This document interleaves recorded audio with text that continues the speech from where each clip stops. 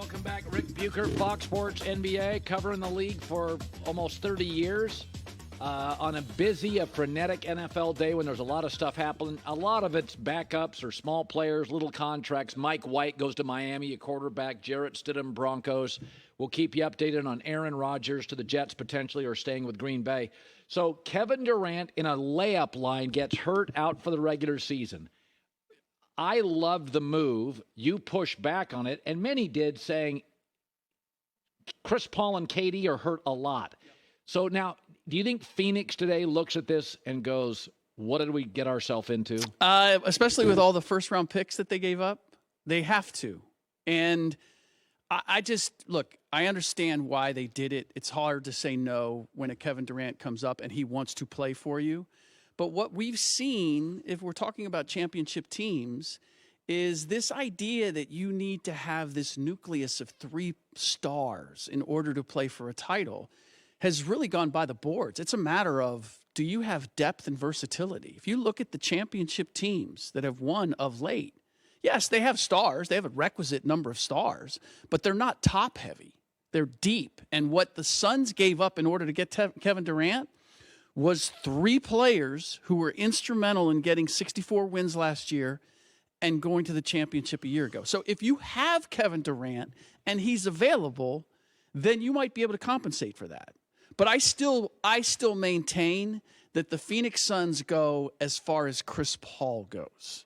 And he's not the same player as 2 years ago. Not even close. And the numbers look good. The efficiency looks good.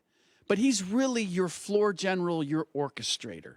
Kevin Durant is a hired gun.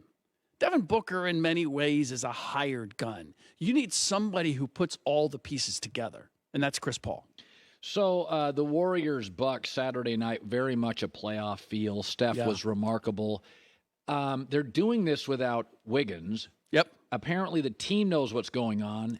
Nobody else does. Yeah. Okay, is he coming back? He's our most athletic wing defender. I wouldn't count on it. For the year? I would not count on it. Wow. It's a family issue. They're being very sensitive about it. And I don't know the details. But it is a personal issue, and they are not convinced by any stretch that he's going to make it back. I don't think they can win without him. No, and I'm not. They certainly can't win without him. I'm not even convinced that they can win with him. I just don't believe that they have enough. But certainly he and Gary Payton, if they were available, could cure a lot of their ills. And the way Steph Curry is playing, it really is a phenomenal thing. I've never seen a player who can infuse a team, maybe with Derrick Rose with the Chicago Bulls, but a team that is really not that good, a supporting cast that is really not that good, and looks at that guy and says, if that guy is on, we have a chance. Yeah. And that's what Steph Curry has done this year. Yeah, and he did it against Drew Holiday, who's one of the absolute top 5 defenders in the league. And one of the most underrated, forget defensive players.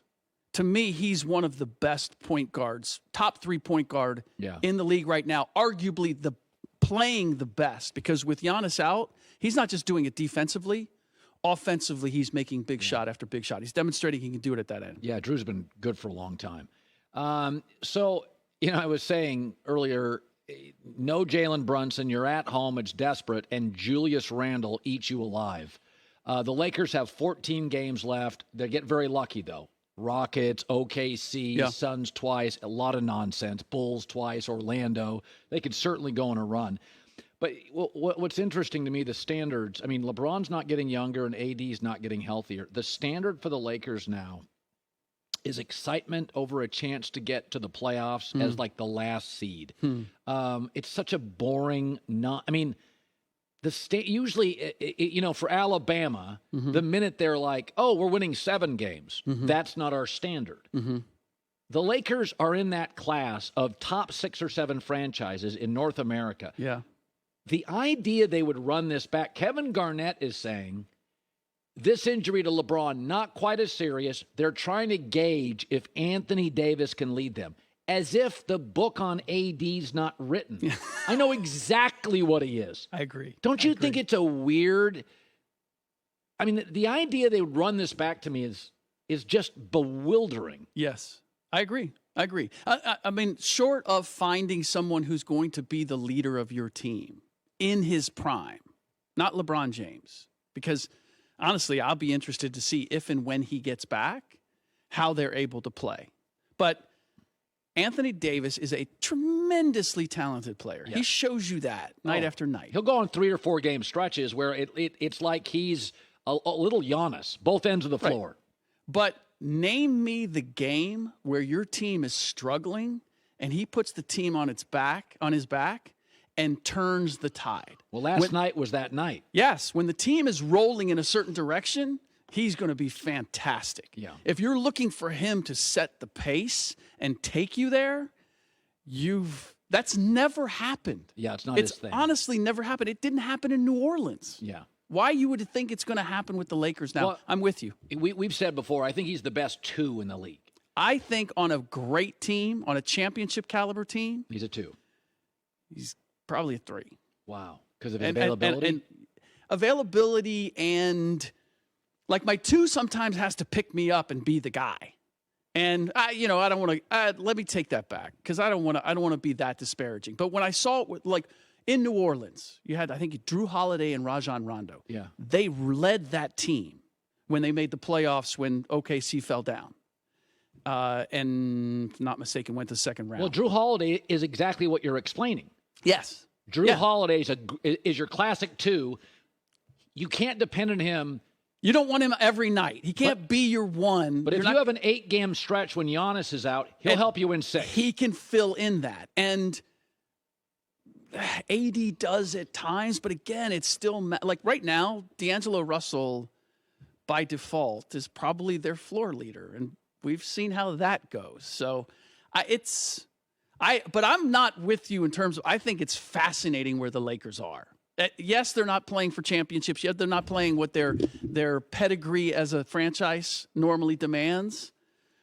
But I'm fascinated by this bouillabaisse of where LeBron James is in his career, what Anthony Davis is, like all the different pieces that have been mixed together. And then in the background, Jeannie Buss looking over her shoulder going, Steve Ballmer has billions to outspend me on.